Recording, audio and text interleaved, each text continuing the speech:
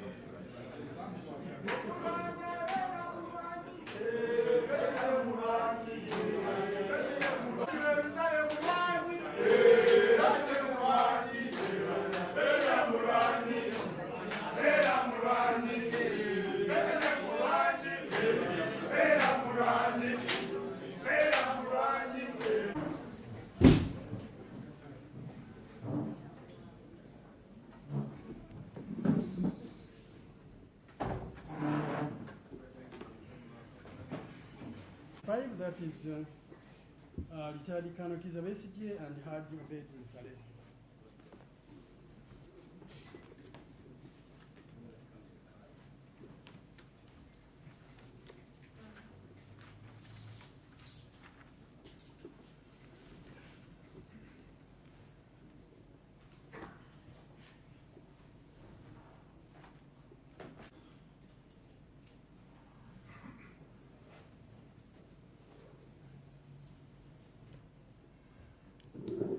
Good morning. Proceed.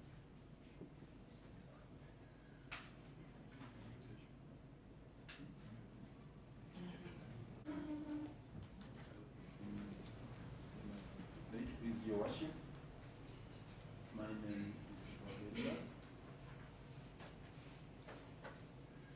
Appearing together with the following council for the addressed person. That is, the respondents. We have Mr. Mpanga, Mr. Sekanjaku, Mr. Mbaya,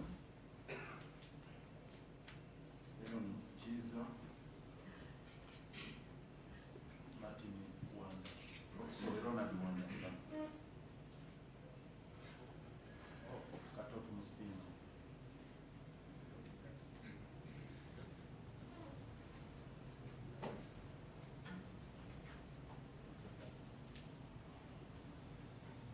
We are ready to receive the ruling, Your Worship.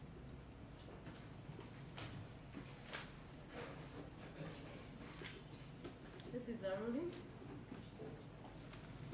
Counsel for the accused made an application before this court that I recuse myself from handling miscellaneous application number 1 of 2025.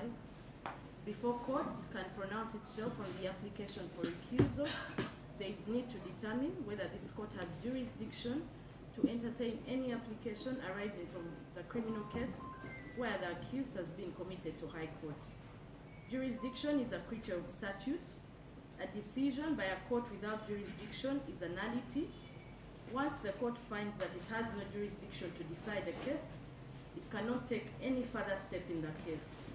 The accused persons in criminal case number 8 of 2025 were committed to high court on 29th May. This court, having committed the accused persons to high court, does not have jurisdiction to make any decision or order after the committal proceedings. This court can thus not make any decision on the application for recusal because it has no jurisdiction to do so. The committal proceedings in criminal case number 8 having been concluded on 28th May. Accordingly, the accused is further remanded awaiting trial at high court.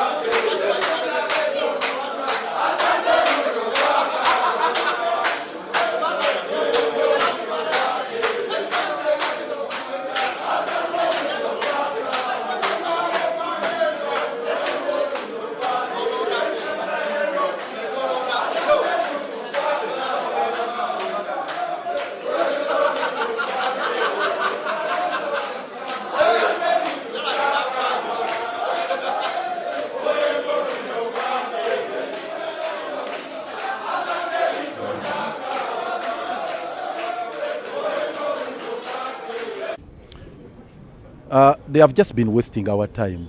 Obviously, it's no brainer, and it's obvious that once one has been committed to High Court for trial, you cannot reopen the case for investigation. It's no brainer. Even an ordinary person, a lay person would know this, that the jurisdiction of this honorable court is exhausted at a time when committal proceedings are conducted. In other words, we have a doctrine of functus officio.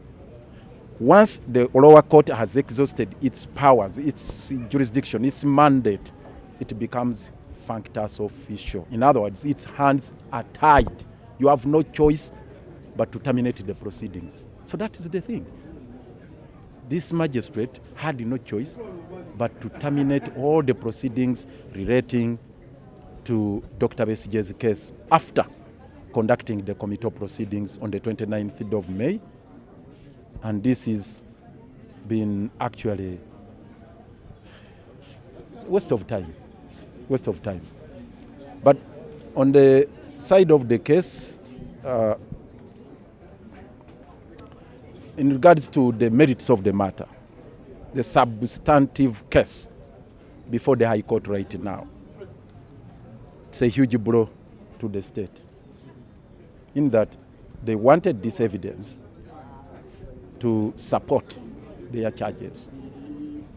And it's the reason they put in this application, so that court could issue an order to allow them access the data on Dr. Besigye and Obed Lutare's phones, which court has now rejected because they have no jurisdiction. Obviously, as we explained, they had a dilemma. They were in a catch-22 situation. They were placed between a rock and a hard surface. They had 6 months within which to conduct the investigations, which lapsed on the 20th of May. But at that time, by that time rather, they had not exhausted all the investigations. And all they had to do is to admit Dr. Besigye on mandatory bail in accordance with the provisions of Article 23 of the Constitution. Yet they never wanted Dr. Besigye released. So they had to keep him on remand under all circumstances.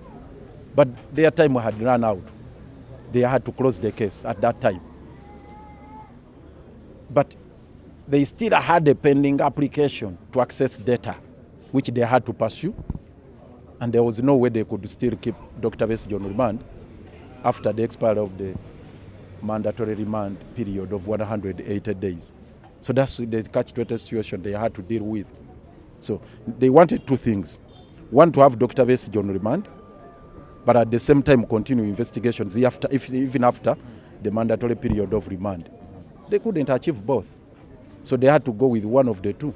Either you have Dr. Besigye released on mandatory remand and continue with investigations until such a time when you are done and ready to proceed with the hearing, or you have Dr. Besigye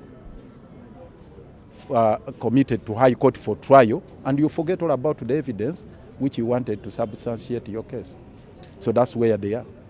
So now where we stand today, they cannot have this critical evidence that they wanted to support their case.